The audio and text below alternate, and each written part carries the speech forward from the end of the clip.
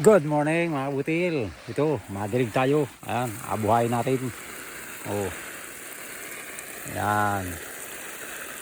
Papasirit lang tayo. Kasi meron tayong water pump. Oh, yung mga barat yan, ito, dinidilig ko na rin aking tanim. Ayan, para may makakain tayo lahat. Oh, ginawa man din. Ayan, sakit ng sabaywang pag didilig ng mano-mano. Ayan.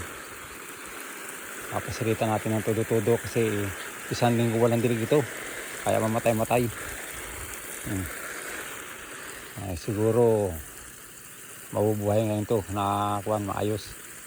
Kasi kulang sa dilig. Ganun talaga pala pag kulang sa dilig. Mga butil. Happy farming stall. Yon. Shout out kay Jessa Lonquillo. Okay, sorry kung mali ang spelling ng mga apelyido. Lonquillo ng Cebu City o Cebu ba o Leyte. Sorry, hindi ko masyado matandaan ang lugar mo, no? Pero shout out sa iyo.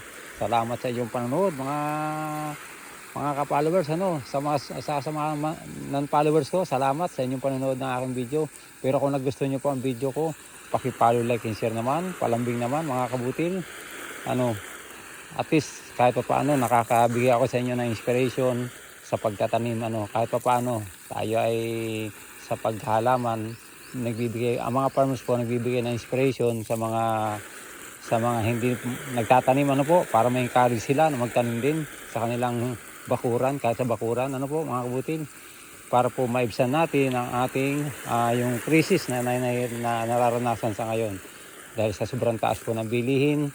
Tayo po ay magtulong-tulong para po tayo ay kahit pa paano tayo po ay makaraos sa ating araw-araw na pamumuhay.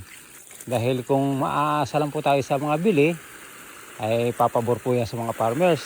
Pero masakit din po sa bulsa kung ang ating pong kinikita ay tama lamang. Pero kung tayo po ay magtatanim sa ating pong simpleng bakuran o kaya naman sa mga sako o sa mga drum-drum na sa mga container, sa mga plastic bottle, ay kahit pa paano makapagtanim tayo ng mga ilang pirasong gulay ay meron po tayong pipitasin na sa ating bakuran para po tayo ay maibsan ang ating gastos sa araw-araw.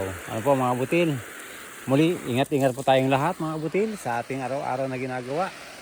At sa panahon po ng krisis, kailangan po tayo ay magsama-sama at magtulungan pagkat wala po tayong maaasahan.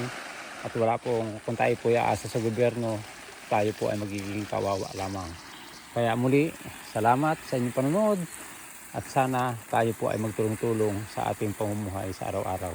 Muli, maraming salamat ang inyong kabutil.